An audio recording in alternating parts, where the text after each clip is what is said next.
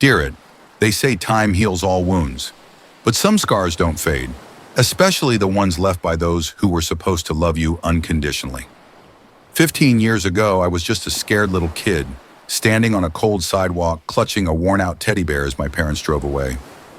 No goodbye, no explanation, just gone. And in that moment, my world shattered. For years, I lived in the shadow of that abandonment. Every birthday, every holiday, I told myself they'd come back, that this was just a mistake, that any moment now they'd walk through the door and scoop me up in their arms, whispering apologies and promising never to leave again. But that moment never came.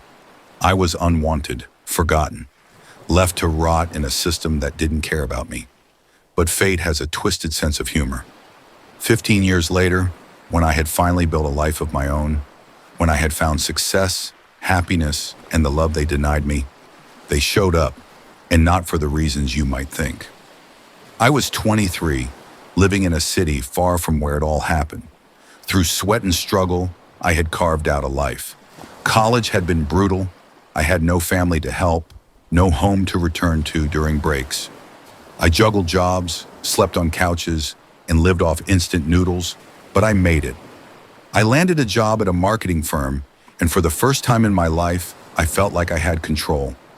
Like I was finally free from the chains of my past. And then one day I got a message. It was just one sentence. Short, simple, but powerful enough to turn my stomach inside out. We need to talk. It's important. The number was unfamiliar, but my gut knew. I stared at the screen, my fingers trembling. My heart pounded as I typed back, "Who is this?" A response came almost immediately. "It's your parents." Parents. The word felt foreign, like a cruel joke. The people who had discarded me like trash were suddenly reaching out as if nothing had happened. I should have ignored it. I should have blocked the number and moved on. But curiosity is a wicked thing, and no matter how much time had passed, a small part of me still craved answers. So I replied. And that's how I found myself sitting in a coffee shop a week later, staring across the table at the ghosts of my past. They looked different, older, worn out, almost desperate. The confidence and authority I remembered were gone, replaced by something I couldn't quite place. And for the first time in my life, I wasn't the one feeling small. We sat in silence for a while. Then my mother, the woman who had left me crying on that sidewalk, finally spoke. "We're sorry." 2 words, 15 years too late. I let out a dry laugh. "Sorry? That's it?" She looked down, her hands trembling. My father cleared his throat. "We had no choice." I leaned back, arms crossed. "No choice?" "You had every choice in the world. You could have kept me. You could have fought for me. You could have done something other than abandon your child like some inconvenience." His face tightened. "We were in trouble. Money trouble. We were scared, and we thought you'd have a better life without us." I stared at them, struggling to process the absurdity of it all. "So instead of struggling together as a family, you just dumped me? Left me to fend for myself?" "We made mistakes," my mother whispered. "We regret them every day." I shook my head. "Why are you here?"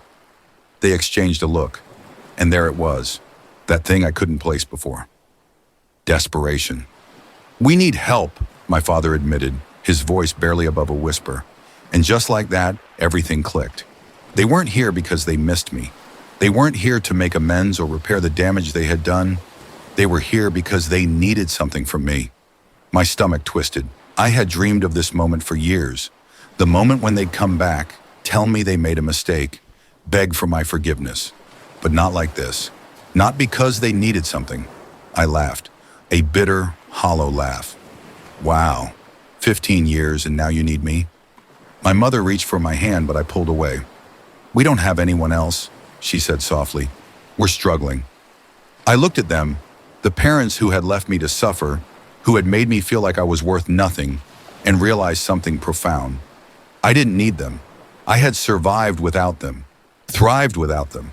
And now when they were drowning, they came to me for a lifeline? I took a deep breath. "I'm sorry, but I spent too many years waiting for you to come back. And now that you have, I don't think I care anymore." My father's face hardened.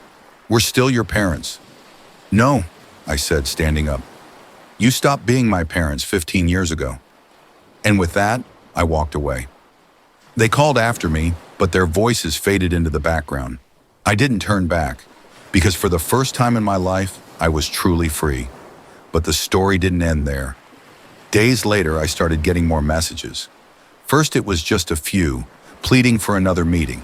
Then the messages turned bitter. Accusations, manipulation. They claimed I owed them, that they had sacrificed everything for me, and I was an ungrateful child for turning my back on them. At first, I ignored them, but then, a week later, I found out they had been reaching out to my workplace, calling, sending letters. They tried to paint me as cruel, ungrateful. Even worse, they started contacting old acquaintances, distant relatives, people who barely knew me but suddenly had opinions about how I should forgive and help my family. It wasn't just a plea for help anymore. It was an invasion, a desperate attempt to guilt me back into their lives. I had worked so hard to build the life they never gave me, and now they were trying to take it from me piece by piece. I had a choice to make. Keep running from them or confront them once and for all. And trust me, what happened next you won't believe. If you've made it this far, I want to hear from you. Have you ever faced a situation where people who hurt you came back expecting forgiveness? Share your story in the comments, and don't forget to like this video and subscribe for more gripping stories like this one. Thanks for watching.